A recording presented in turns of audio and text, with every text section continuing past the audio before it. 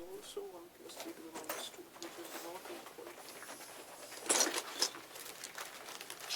this equation is not equal.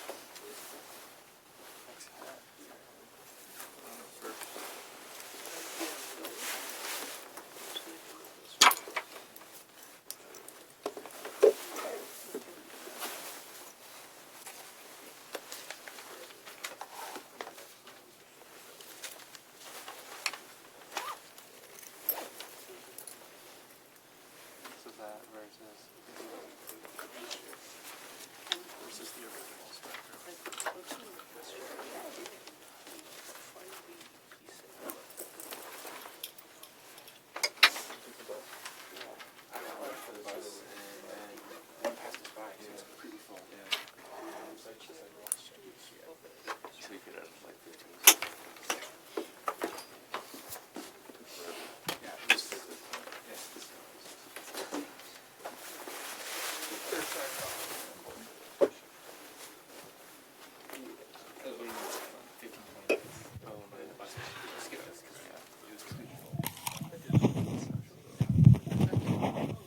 Okay.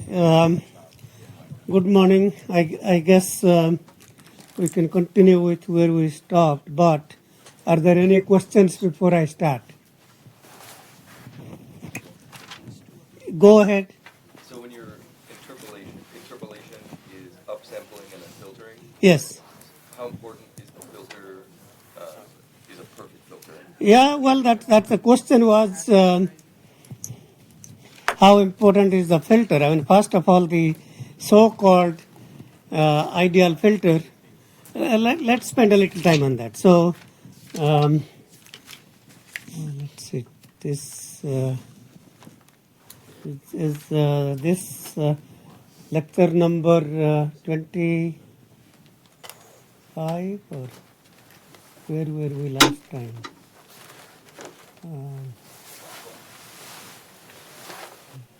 23, okay. So this should be 24.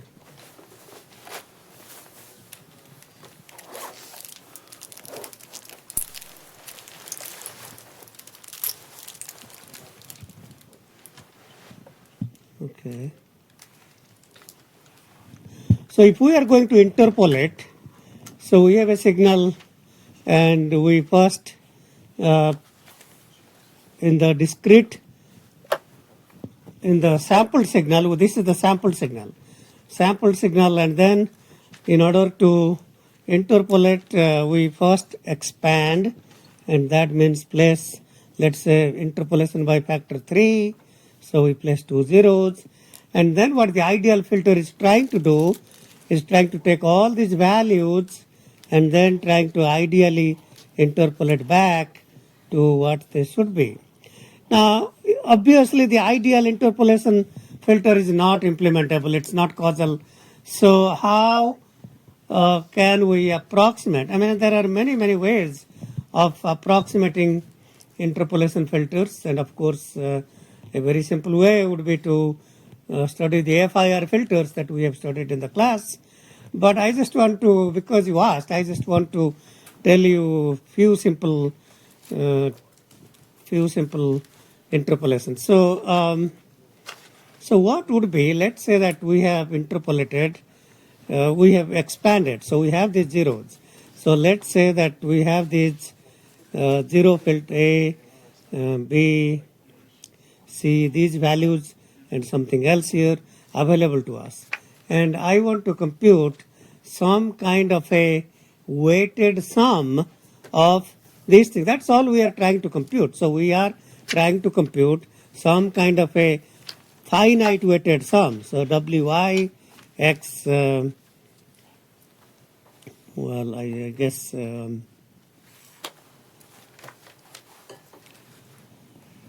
okay, let's call this, let's say that we have x, well, we could say Wi x expanded n. Okay, so for some finite values of n, so, sorry, n minus I, some finite values of I. So xn gets expanded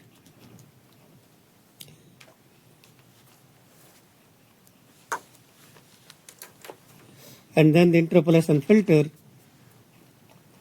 and this could be, so you could have numerous ways. So what I was trying to say is you could take some very simple interpolation. So there are many ways of interpolating. So literally there are, so the ideal filter is one that we are studying, but that's never used in practice. In practice, people would be using all kinds of interesting interpolation filters. So go ahead and do a search on that and try to find out. There was this nice paper on this kind of an idea by Ron Schaefer, who is the author of your textbook, Oppenheim and Schaefer. Let me see if I can find that, maybe very interesting. Well, I mean, it's good to think about. There are numerous ways of interpolating.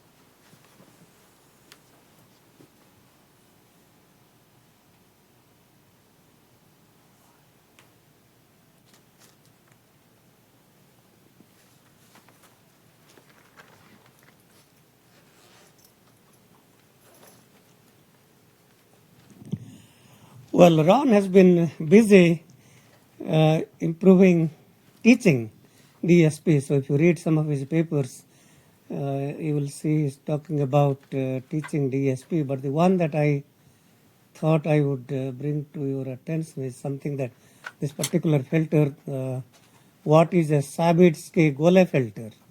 And he argues that this is a nice filter that has been known to chemists for a long time, and electrical engineers have ignored that idea in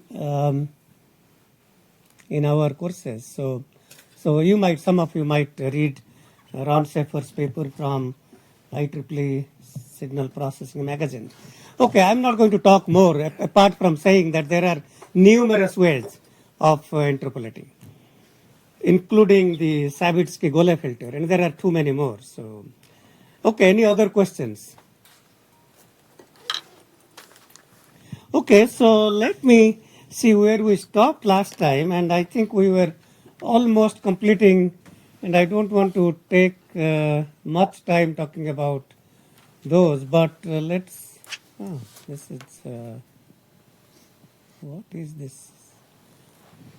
Oh, okay, I see. Okay, so what happened to the lecture notes from, okay, I may have to, this is from last class. Okay, I see.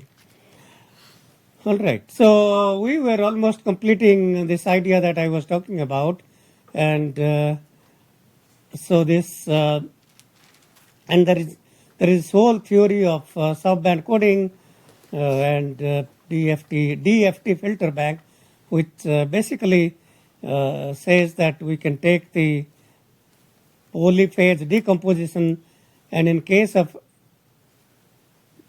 subband coding by factor M, what you see is a 2-point DFT.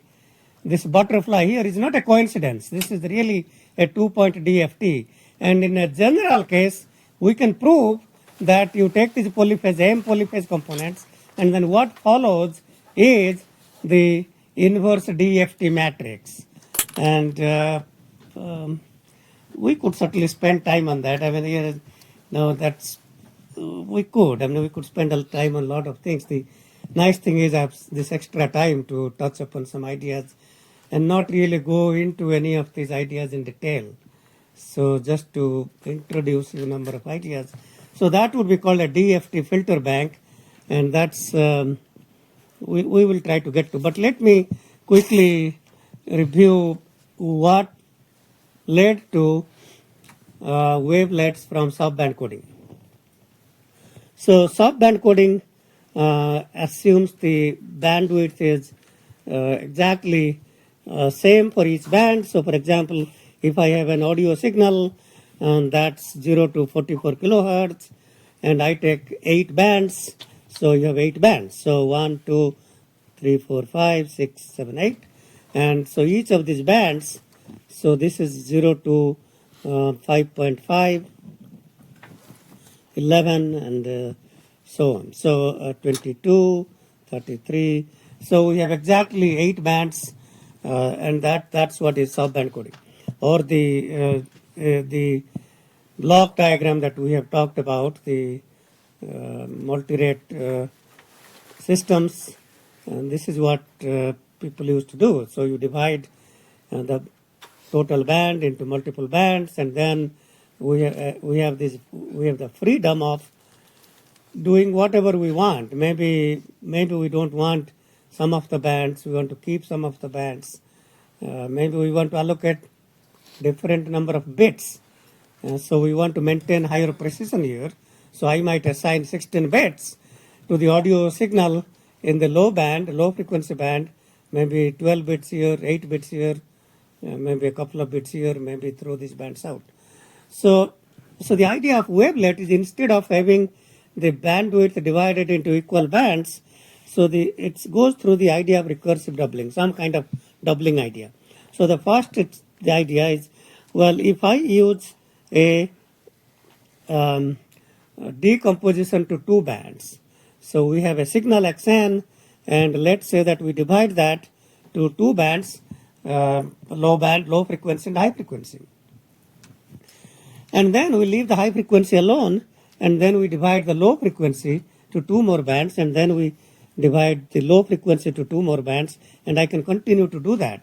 So instead of taking the signal xn and having m bands, so in the subband coding, we take the signal xn and we have these m bands.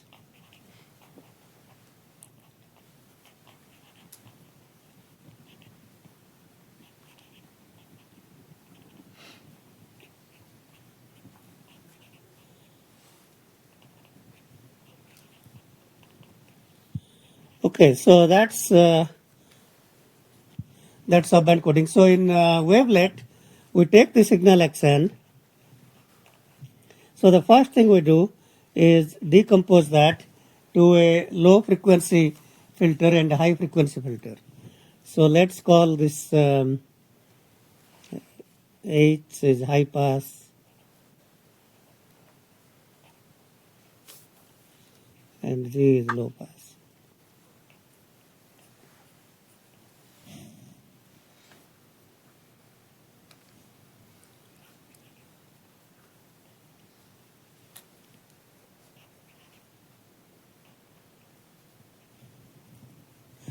Okay, then, so the first decomposition simply divides the content to high pass and low pass. So that's the first decomposition. And then I leave the high pass alone, and then we divide this to another low pass and high pass.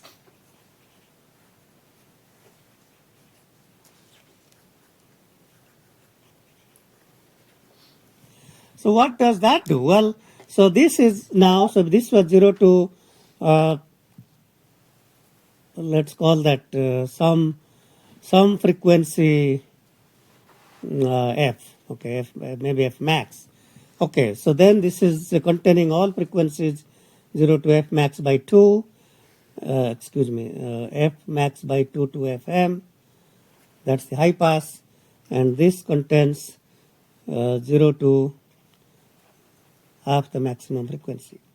And then this will contain quarter fm by 4 to fm by 2, and this will be 0 to fm by 4.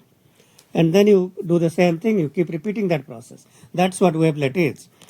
So, what really is the main advantage of these things? So first of all, before I get to more into detail, let's just study the equivalence of the wavelet filters in terms of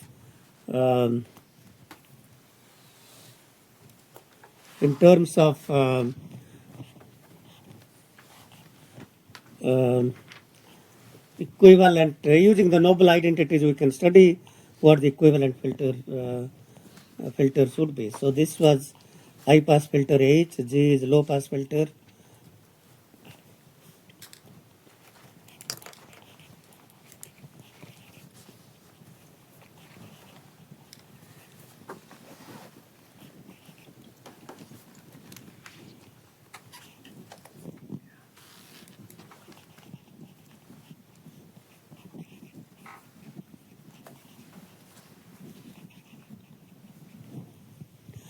Okay, so we have a signal xn.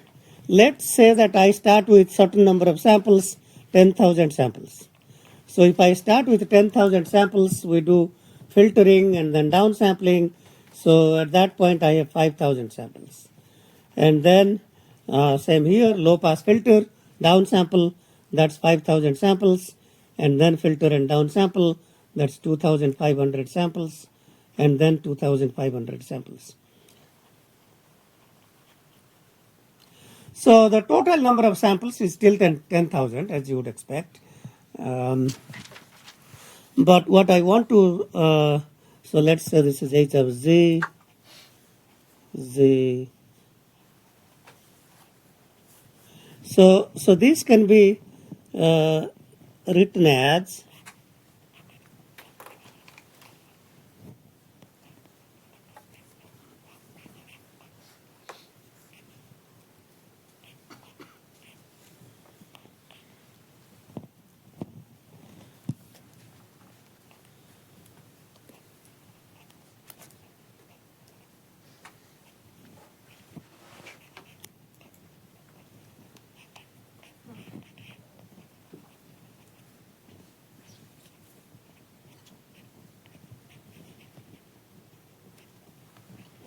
okay, so why are these two equivalent?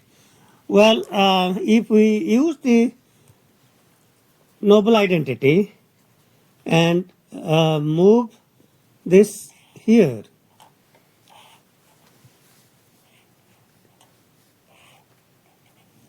okay, so first of all, move the downsampler to here and here, both paths, and then remember that the h downsampler followed by hz becomes hz squared.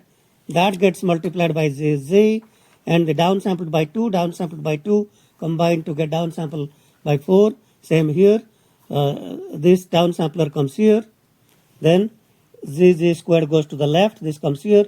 Downsampled by 2 is downsampled by 4. And then multiply these independent filters in cascade. So zz times hz squared and z times zz squared. So that's an equivalent description. That's not what wavelet is, but that's an equivalent description of the two-level wavelet. This is called, and we can continue take the low-pass version, add that more level of decomposition. So that would be 3 level, 4 level, and so on. So So in some sense, as you can imagine, the low frequency content has really a lot of information that's kind of a well, think about you are looking at a map, okay? You look at a map or reading a book, you look at it and you get an idea what it's about. And then you zoom into or more and more details of the map or the sentences that you are reading. So this is really called the approximate signal. So in this particular example, this low pass, all the way low pass, it would be called the approximate signal, and these things would be the high pass content would be adding details, more and more details. In some sense, if you are, another example, if you are landing at an airport and you are beginning to land, that's where you are getting an approximate view, and as the plane lands, you get more and more details, and that's when you are seeing more and more details. So this can be thought of as detail 1, detail 2, detail 3, and so in this particular two-level wavelet, I might call this approximate signal AN and detail 1 and detail 2. If I had a 10-level wavelet, then we would have approximate signal all the way, and then 9 or 10 levels of detail, D1 through D10. Okay, so if you think about what exactly are these filters, so obviously HZ is a high pass filter, so that's pi by 2 to pi.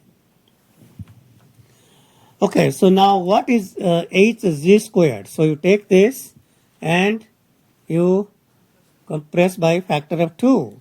And when we do that, what happens? Pi by 2 comes to pi by 4. And pi comes to pi by 2. There are more copies. So the copies will be wiped out by G. So this is a low pass filter from 0 to pi by 2. 0 to pi by 2, pi by 2 to pi. This is 0 to pi by 2. So this is 0 to pi by 2. And this is high pass pi by 2 to pi. So when we compress this, we get pi by 4 to pi by 2 and multiply that by this G. This is 0. The compressed one is 0 before pi by 4. Low pass is 0 after pi by 2. So this is going to be pi by 4 to pi by 2. And this G of Z times that compressed one. So the compressed one of itself. So you take this and compress it, pi by 2 compresses to pi by 4, multiply by itself, then you get 0 to pi by 4. So now you can see that the total frequency band 0 to F, or digital frequency 0 to pi, has been divided into 0 to pi by 2 to pi. These two combined are 0 to pi by 2, then this is decomposed into 0 to quarter pi to pi by 2. And if I have more and more levels of wavelet, then I would exactly be dividing. So first level wavelet decomposes this to pi by 2 to pi. The next level, this is pi quarter pi to pi by 2, and then 8th pi to 0 to 8th pi, and 8th pi to quarter pi. And we can keep on doing that. So first of all, needless to say, we compute less. We do not compute. We do not have equal bandwidth for all the bands.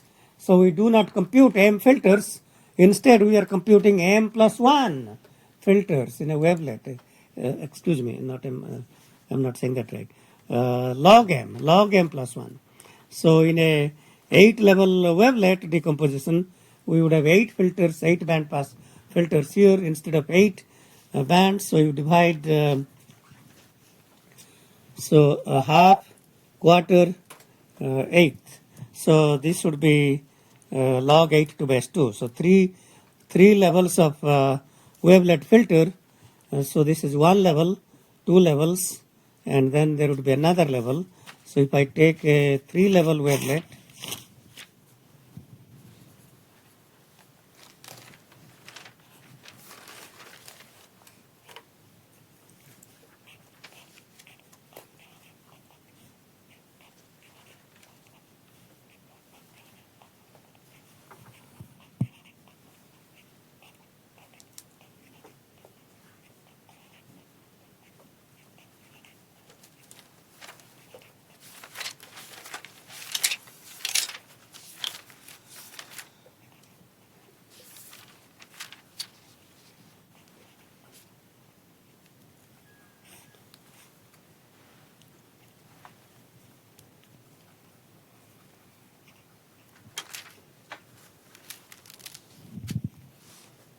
so we have a 3-level wavelet here. This is level 1, level 2, and level 3.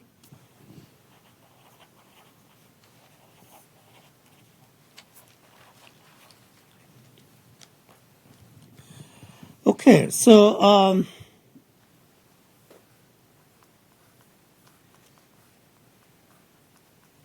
so I guess the total number of filters is 2 times log m. So instead of having exactly 8-level decomposition, we divide that into 0 to, let's just normalize that, half, and that's 1, and then half gets decomposed into quarter and half, and then eighth and quarter. So these are our frequency resolutions. So we get a lot of low frequency resolution here, and then this is detail 1, detail 2, and detail 3. Okay, so at each level we need 2 filters, log m to base 2. So for 8 to 8th resolution here, and that's the number of filters. But what may not be obvious and what attracted people's interest in 1980s to wavelets is that all these 3 high-pass filters, and 3 low-pass filters can be implemented using 1 low-pass and 1 high-pass filter. And that's really the main point. I mean, if you think about, as I was explaining to you, if I start with, well, let's just make it easy to calculate. If I start with 8,000 samples, and then we are computing 4,000 samples, 2,000 samples, and 1,000 samples. So in some sense, if I had just one, so out of 8,000 clock cycles, if I had one low-pass filter, I can keep it busy for 4,000 cycles here, 2,000 cycles here, and 1,000 cycles here, and I still would have 1,000 null operations or doing nothing. So the simple one low-pass filter would be idle 1/8 of the time in this example, and even if I had 10 stages of wavelets, well, that would still be underutilized 1 by 2 to the power 10 or about 1 by 1,000 times. So all it requires is only one low pass and one high pass filter in hardware or software for implementing the wavelet. So there are numerous advantages, and many times we are not interested in an equal frequency decomposition. Rather, we want to weight. We want to have more weight to the low frequency content and less weights. And by doubling of the frequency, that nicely maps to the wavelet structure. So again, without going into, and there are all kinds of wavelets, and the characteristics of the system would depend on how these wavelets are. And so, for example, if we just take the simple low pass and high pass filter that we have been talking about, 1 plus z to the power minus 1 and 1 minus z to the power minus 1, that's called the Haar wavelet. So the Haar wavelet, the simple wavelet is called the Haar wavelet. And then there are Tobias's wavelets and all kinds of other wavelets, and there can be very nice semester course based on wavelets, and in fact we do teach time to time EE-4541. If you are interested in a whole semester class on multirate signal processing. Okay, so just quickly to show you what would be the equivalent if I were to decompose the equivalent structure of this like that. So this would be H with downsampler by factor 2, and this one would be same as before, G times H Z squared, downsampler by 4. This would be G times Z squared times H Z fourth with downsampler 8, Z times Z squared times Z to power 4th downsampled by factor 8. So you can derive equivalent structures like that.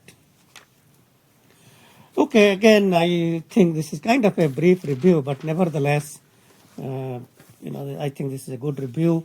So let me see if I can start some other things.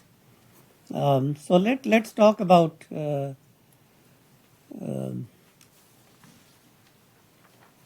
okay, so don't worry about those dates. This is from a prior class, but we'll just quickly walk through and see a few ideas. So we are getting into a number of ideas, and in particular, we will talk about why all this whole semester we have been talking about Fourier representations, and in particular the Fourier representations don't really don't really help us a lot unless we go to short time Fourier transforms, because the Fourier representations are not telling us when exactly the behavior is changing with time, and that's when we talk about short time Fourier transform. So to briefly introduce some of those ideas and the ideas of time frequency uncertainty, you cannot get high resolution in time and high resolution in frequency simultaneously. So we'll allude to some of those ideas. So this is showing us three signals, x1, x2, x3. X1n is a time domain signal with frequency 0.1 pi radians per second. X2 is 0.3 pi radians per second. X3 is frequency 0.7 pi radians per second. So X1 is a low frequency content. X2 is still low frequency, but not as low as 0.1, and 0.7 is a high frequency content. It has content at 0.7 pi. Okay, so if you take that signal, compute its DFT, and the DFT exactly shows that, this is a normalized frequency scale shown from 0 to twice pi. So the number 2 on the right is twice pi, number 1 in the middle is pi. So the first one has a frequency 0.1 pi. So we already know that, that's 0.1 pi. And in fact, the first bar on the left that you see is 0.1 pi. These are real signals. So the spectrum is 0.1 and minus 0.1. And if you repeat minus 1.1 with periodicity 2 pi, that is visible now at 1.9 pi. So in the scale 0 to twice pi, 0.1 radians per second has these two vertical bars at 0.1 pi and 1.9 pi. 0.3, same thing, 0.3 pi and 1.7 pi, and 0.7 is 0.7 and 1.3. So we can relate to that. We have talked about DFT and the properties. So those are the DFTs of the three signals. So now if I take a mixture of sinusoids, so we now have a mixture of three sinusoids added with a white Gaussian noise. So the Wn is a white Gaussian noise that's added to the signal. So now we have 100 samples. So the x-axis n is the number of samples. So we have 100 samples of the mixture of three sinusoids. So there are three frequencies, 0.1 pi, 0.3 pi, 0.7 pi, Oh, okay, there are 4 frequencies. Okay, we have added one more, 0.8 pi. So we have a mixture of 4 sinusoids, and their amplitudes are somewhat different. So the amplitude of 0.1 pi is 10, the others are 20, 12, and 7. So the 20 is the higher one, that's 0.3 pi, and the lowest one is 0.8 pi. And there is WN, and in fact, instead of seeing nice vertical bars, you see somewhat approximate spectrum, and that's kind of what you would expect. With some noise, the discrete time Fourier transform shows those contents, and in fact, if I look at it, if I don't know what the time domain signal is, somebody gave me a signal, we have no idea what it is, and we compute its DFT, and we see that, well, looking at the spectrum below, I can see that, well, the frequencies present are 0.1, 0.3, 0.7, and 0.8. And okay, and with some different magnitudes. Okay, we can certainly say that. I mean, there is nothing wrong. Okay, so now, so the limitations of Fourier analysis, in fact, that became obvious before all kinds of short-time Fourier transform and all kinds of real signal processing of interest that was developed at Bell Labs. So it can't really tell us exactly, it tells us very nicely what the frequency contents are. Well, we know what the frequency contents are. But what I don't know is exactly when those frequency contents are happening. So, let's take a look at this signal here. So now I have this non-stationary signal. Okay, non-stationarity is something changing rapidly with time, and well, I mean, it could be somewhat slowly varying or fast varying, but it's not, the properties are changing. So what is in particular in this particular signal, okay, what we see is for 0 to 5 seconds, it's a sinusoid of frequency. This is an analog signal sampled at 400 hertz. So 200 hertz would correspond to pi radians per second. 400 hertz would correspond to twice pi radians per second. So 10 hertz would correspond to 10 by 200, 1 by 20 or 0.05 pi. So in terms of digital frequency, the frequencies are 0.05, 0.05 times 4, 0.2, 0.05 times 5, that's 0.25, and 0.5.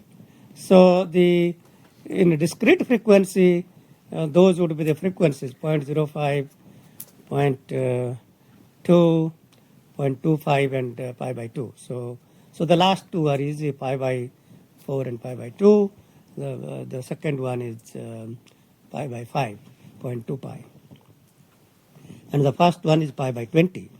Okay, so what we are trying to say, if we have a signal like this that changes, after 5 seconds and after another 5 seconds, the frequency is changing. And if I take this 20-second signal and compute the spectrum by whatsoever methods, discrete time Fourier transform or DFT or whatever, we will get those frequencies. But we will never know when those frequencies were present.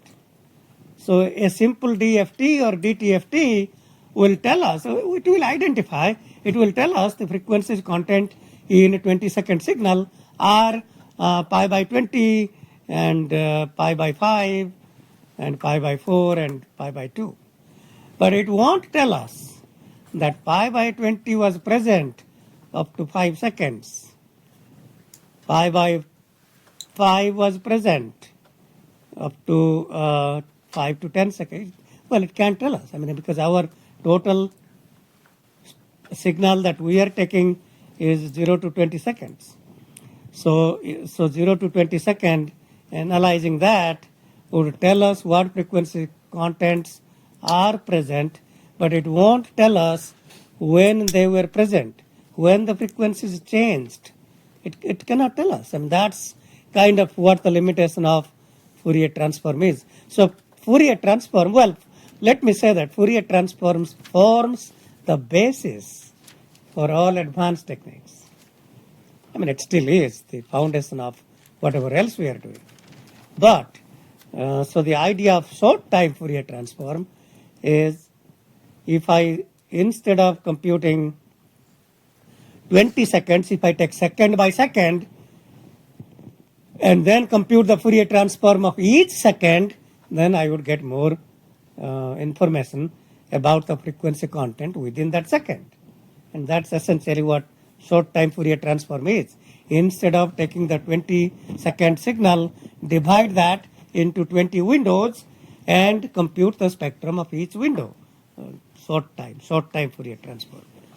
Okay, that's really what people do. I mean, if you are going to be analyzing in a pacemaker, you are monitoring the signal, you are doing some frequency domain processing, and well, I mean, you are certainly not analyzing after a long time, you do short time, and that's the sense of short time Fourier transform.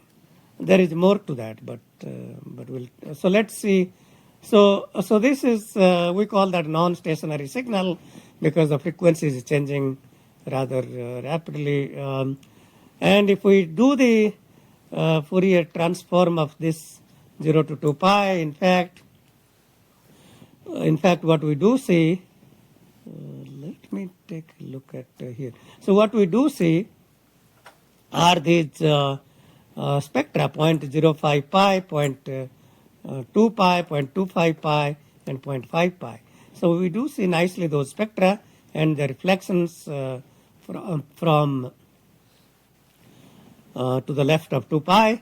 So perfect knowledge of what frequencies exist, but no information about where these frequencies are located in time. And that is in fact, well, that was recognized quickly to be a limitation of the Fourier transform. Okay, so what short time Fourier transform says, we need a local analysis scheme for a time frequency representation. So we now do a windowed Fourier transform, also called short time Fourier transform, segmenting the signal into narrow time intervals, narrow enough to be considered stationary, and take the Fourier transform of each segment. So for example, that red box shows the narrow time interval that we are now taking as our time interval. And so the short time Fourier transform choose a window function. By the way, the window functions that we talked about, they have not gone away and they don't go away. All those that typically in practice, most people use Hamming windows. So choose a window function. So what we typically do is, so we take the signal and multiply that by a window function. And if it is a Hamming window, so well, we write a Hamming window on top of that, and then we multiply the time domain signal with the window function and take the spectrum after that. Any idea why the Hamming window or any kind of window is used, not rectangular window? It's the same idea that we talked about before. We want, so if we use the rectangular window, which is doing nothing, I mean, that's rectangular window means doing nothing. Just take the spectrum of that narrowband signal. There will be a lot of discontinuities at the edges. So the spectra from one band to the next band will be discontinuous and will not line up. And to have continuous spectra, we multiply that by a window function. Okay, choose a window function, could be Hamming, Hanning, Kaiser, or whatever it is. And most popular one is the Hamming window, and that's built into MATLAB as the default window. Place the window on top of the signal, truncate the signal. Using this window, compute the Fourier transform of the truncated signal. Incrementally slide the window to the right and keep repeating that process. Okay, so the window, the Hamming window is shown here, and so these are 10-second signals here. 0 to 5 seconds is a different frequency, 5 to 10 seconds is another frequency, and then we multiply by the window function and then compute the FFTs. These are short time Fourier transforms, x0, x1, etc.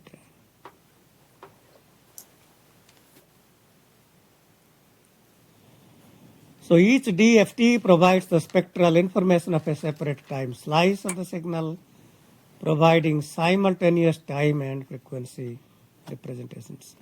So for our original example of the 0 to 5 seconds, if you look at the 20-second signal, 0 to 5 seconds is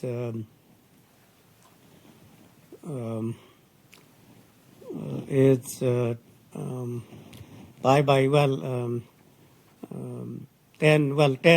40, 50, 100 hertz in terms of continuous frequency or equivalent in discrete frequency. And we take this, what you see here is a window of length 2 seconds. And in practice,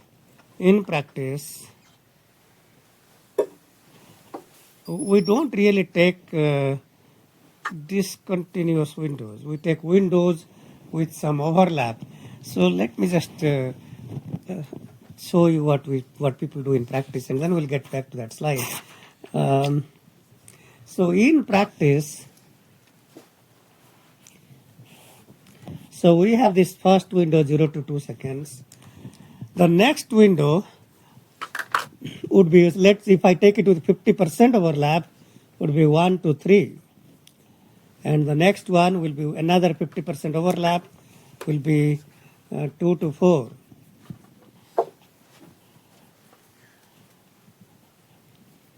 And for each of these windows, we are multiplying by a Hamming window centered at the middle.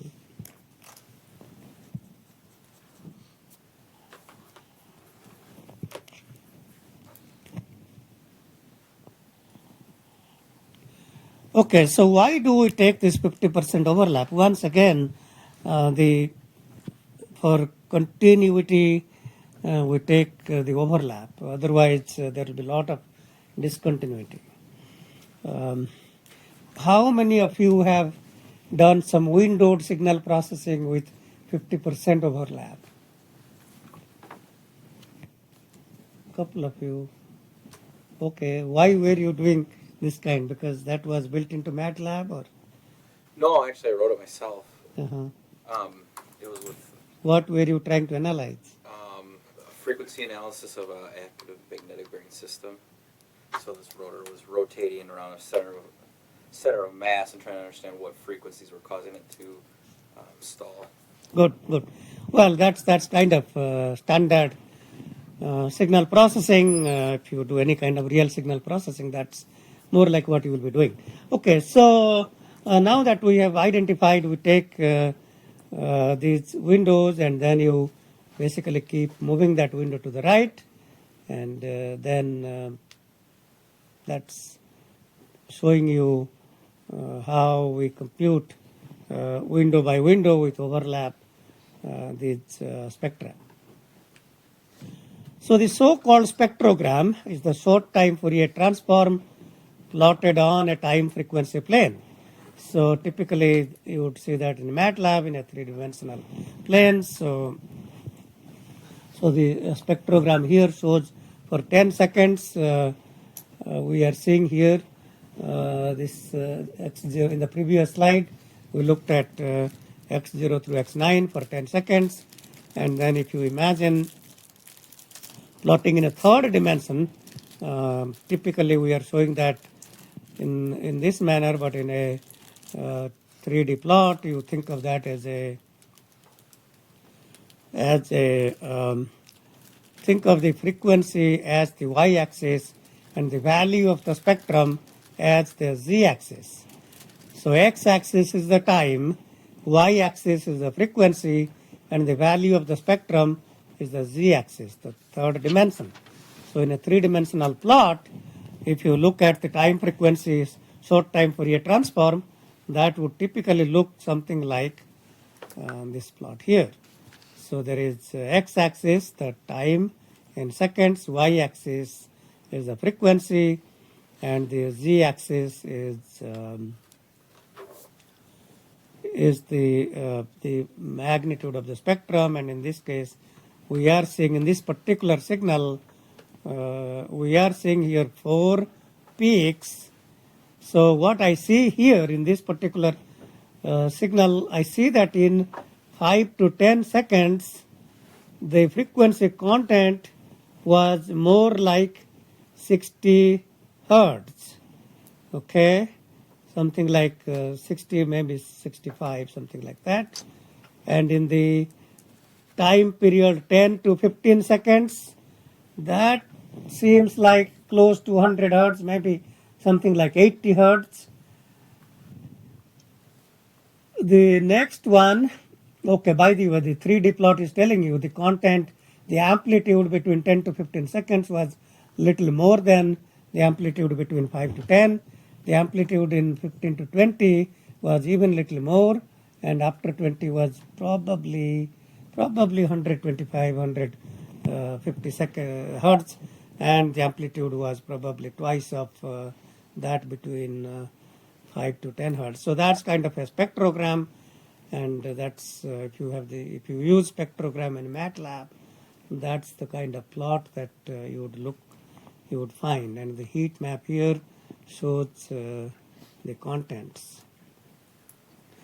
Okay, if we go back to our original signal, where we had content between 10 hertz, 40 hertz, 50 hertz, and 100 hertz. So that's what the original signal spectrogram looks like in the heat map in a two-dimensional plot. And indeed, it shows between 0 to 5 seconds, the frequency content is more like 10 hertz, and 40 hertz between 5 to 10 seconds, and between 10 to 15 seconds, that's 50 hertz, and between 15 to 20, that's 100 hertz. So without doubt, the DFT would not tell us, it would tell us that these 10, 40, 50, 100 hertz contents are there, but it would not tell us at what times they are there. Unless you go to short time Fourier transform, you wouldn't know at what times, what frequencies are available. And that's the main advantage of doing windowed signal processing, dividing the signal into windows, and then doing short time Fourier transform of those windows, and then looking at how the frequency content is changing. And if you are going to find biomarkers for certain disease, well, you look at how the signal is changing. So if you are going to be doing any kind of machine learning that is not deep learning, traditional machine learning where you compute features, short time Fourier transform is a first step to computing frequency domain features that can be fed into a machine learning system such as a support vector machine or linear discriminant analysis or any kind of classifier. So everything that we are studying now, we are alluding to. I'm not giving you homework to do these things, but we are alluding to these things, and that's what is real machine learning, where we can compute features, and the features then can be fed into classifiers. Is that making sense at some high level? Okay, we are alluding to the ideas as opposed to diving deep into detail. Okay, any questions of any kind so far on why we need to do short time Fourier transform? So the Fourier representation gives us very nice content on the frequencies that are present, but doesn't tell us at what times they're present. And if you look carefully here, the time domain, the short time Fourier transform, what I want you to see are these 10 and 20, 10 and 40 and 50 are somewhat blurry. These are not nice vertical lines, nice horizontal lines. So that means the frequencies that we are identifying are identified with some uncertainty. Well, there is a small amount of uncertainty. It's not. Well, you see that band. I mean, the band is blurry. It's nicely centered around 10, but it's certainly we don't know if it is 10.5 or 11.5. We don't know. So there is some uncertainty there. Uncertainty may not be a lot, but there is definitely some uncertainty. Okay, so this is a formal definition of short time Fourier transform. You take Xn. Now instead of talking about the DFT, which we called XK, DFT of signal Xn, we called XK. Now we call the short time Fourier transform of Xn as XMK, where K is still the frequency content, but M is corresponding to the time domain. So that's formally defined as Xm plus N, where M denotes some starting point of time, plus N, the number of samples, cap N, in this, multiplied by the window function, 0 to N minus 1, centered typically in the middle, times e to power minus j 2 pi k n by n. So that's the formal definition of short time Fourier transform. Okay, so I've been talking about uncertainty. I've been talking about you cannot get frequency and time resolution both with high resolution. You have to sacrifice, well, if you want very high time resolution, you have to accept somewhat blurry frequency resolution and vice versa. So time resolution is the granularity with which one can discern the detail in time domain of a signal. Frequency resolution is the granularity with which one can discern the detail in frequency domain of a signal. Okay.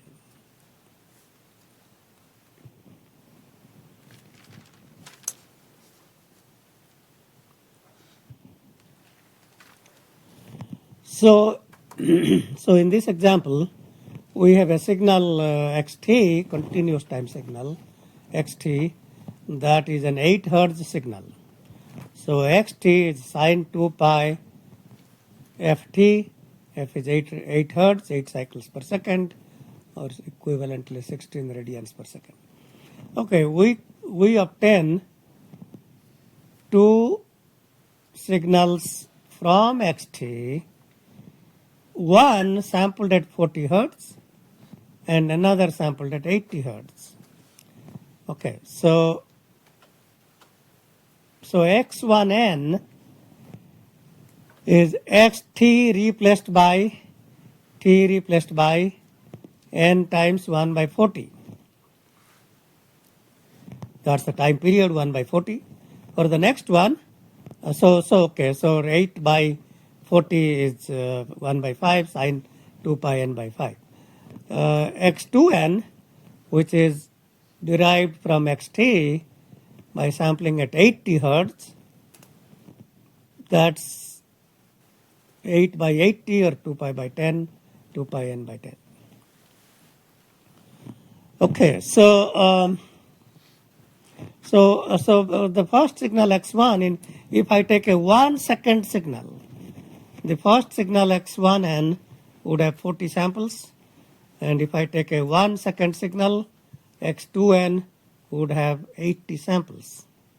So the sample period is 1 by 80. So this is showing x1 and x2, and needless to say that, so I did say that 80 samples per second on the bottom plot, and 40 samples per second.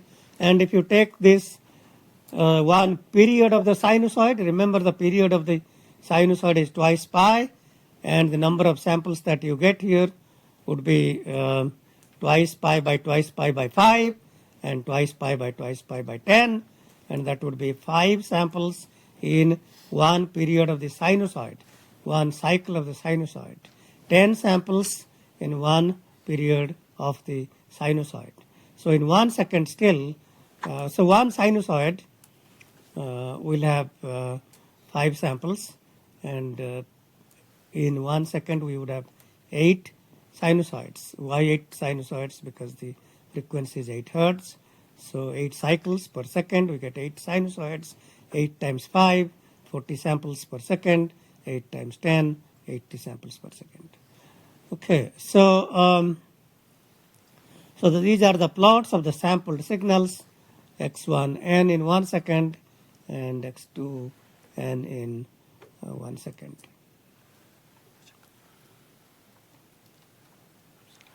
Well, and as you can see that these are marked up to 40 and 80. Okay, so let's see what we are describing now. So what these 4 plots are showing here are x1n, window length 200 milliseconds. Okay. So in 1 second we have 40 samples. In 200 milliseconds we have 8 samples. So that's x1n. So we have 8 samples here. What is the difference between the second signal and the first signal? So we take the 8 samples, keep them here, and then append 8 zeros. So we append 8 zeros. Okay, so let's see here. 8 zeros appended. So now there are 16 samples here. So 8 samples here, 16 samples here. Now, the next one is x1n with window length 400 millisecond. So now, in fact, we get 16 samples.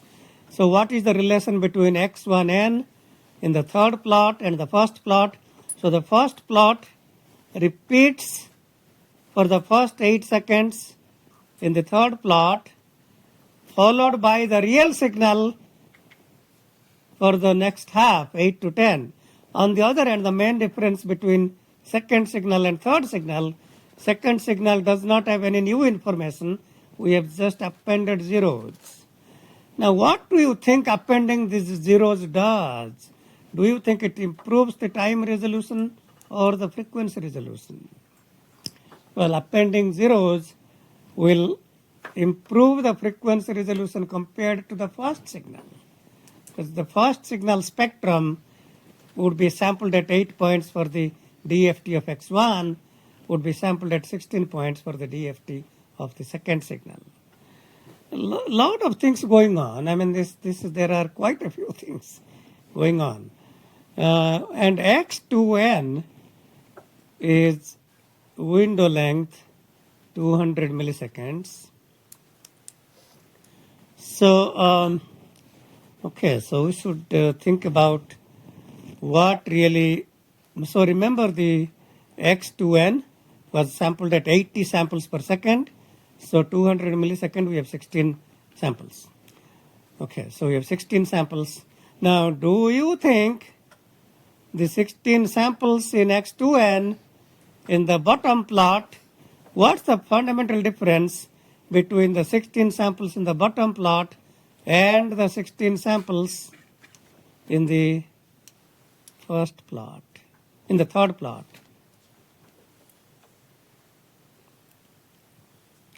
So if you relate that back to the continuous time, the bottom plot is only showing data for 200 milliseconds, sampled at twice higher frequency.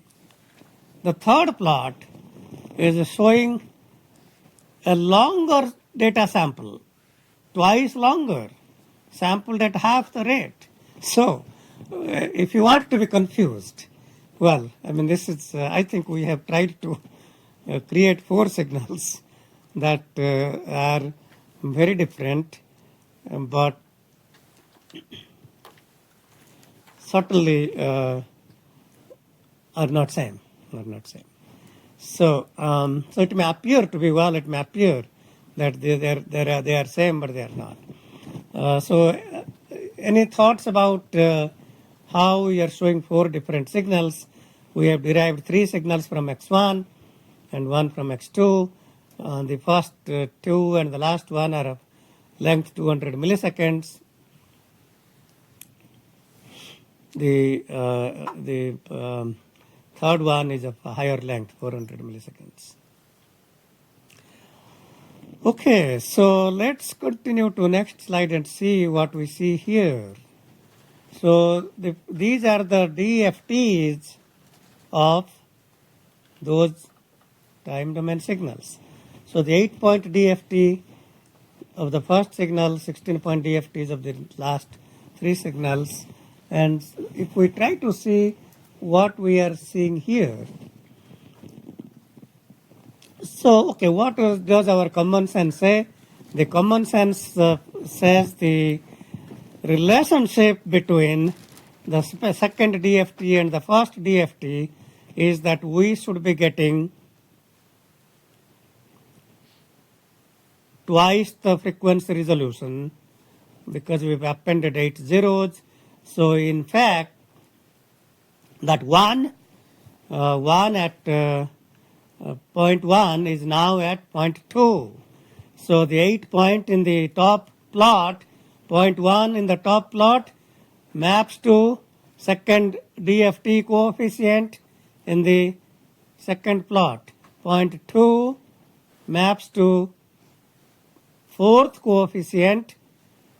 Point 3 maps to sixth coefficient, and so on. So that's what, and point 7 maps to 14th coefficient, and we are getting these alternate odd samples that are now, that would be the exact DTFT if it were sampled at higher frequency resolution.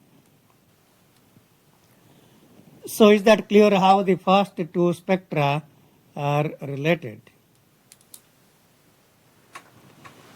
Okay, now the third signal, 16-point DFT. So we now have a real 16-point signal, so it's not appended with 8 zeros. So what we see here is the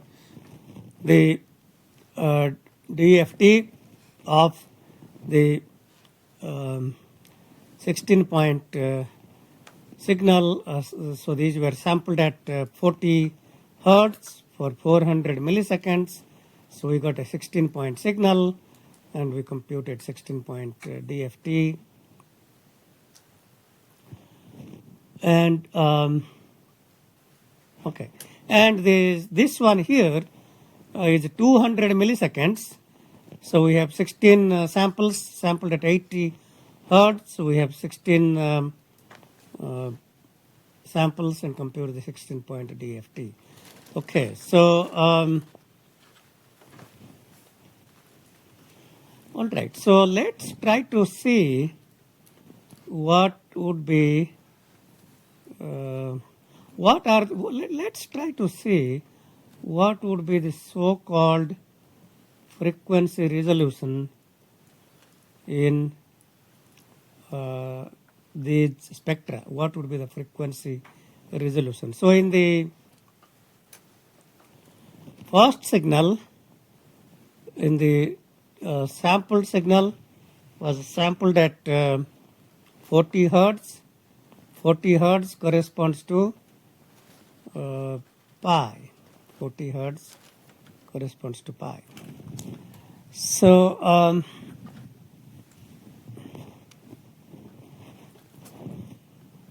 okay, so 40 hertz would correspond to pi. In this 8-point DFT, I have to think about this 0 to 7 or 8 as equivalent of twice pi. Okay, so I have to think about this whole thing as equivalent of twice pi, which is 40 hertz. 40 hertz. So the frequency resolution is 5 hertz. Okay, so 8 samples corresponds to 40 hertz. So the frequency resolution is 5 hertz. Is that making sense? So I mean in some sense this coefficient here corresponds to 5 hertz. What about the second one? So the second one, so 16 here would correspond to 40 hertz, still 40 hertz. So each coefficient would correspond to 2.5 hertz. Okay, so this is 5 hertz frequency resolution, 2.5 hertz. Now here, this is we sample this at 400 milliseconds, and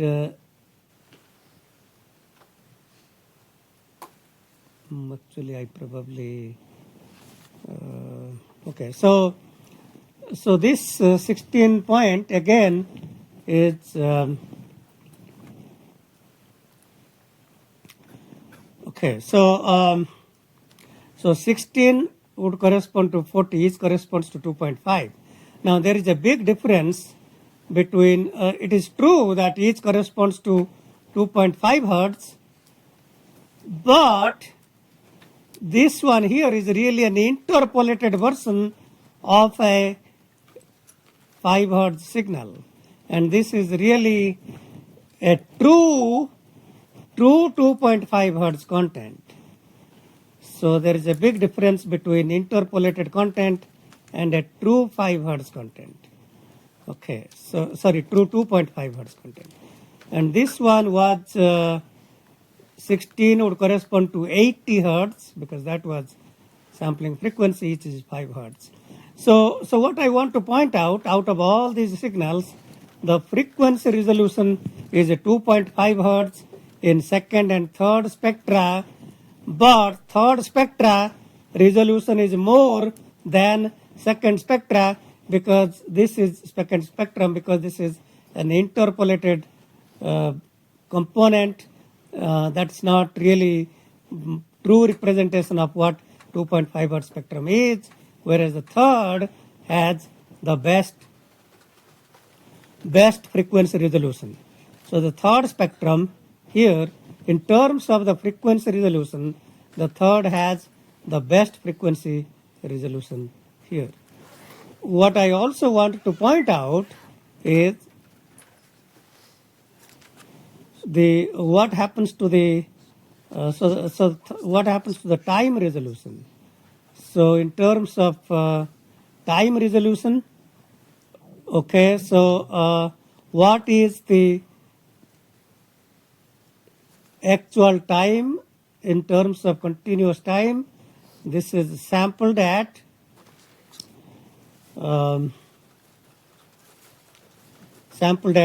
40 cycles per second. So in terms of the time resolution,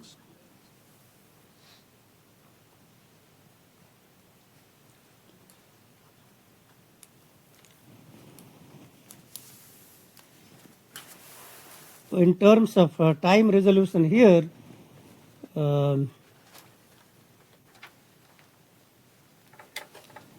Well, out of these two, I mean, all these three, okay. So all the three here have sampling period of, so we get 40 cycles per second. So let's continue with, so the conclusion of all of that is the third sequence has better frequency resolution, and the first, second, and fourth have worse frequency resolution, and the other ones have better time resolution, and the third has worse time resolution. So I will continue with these, and then I will allude to, so we will wrap up what I just started, and in the next class, which was our last class, I will briefly allude to how the FFT extends to two-dimensional FFT to compute spectrogram of images as opposed to one-dimensional signals. So, okay, we'll stop here and we'll continue with time frequency uncertainty, and then maybe briefly talk about two-dimensional FFT that can be computed as two FFTs. And then if you have any questions that you want me to talk about, send me email. If you want me to review some concepts, send me email and I will consider your request. So see you next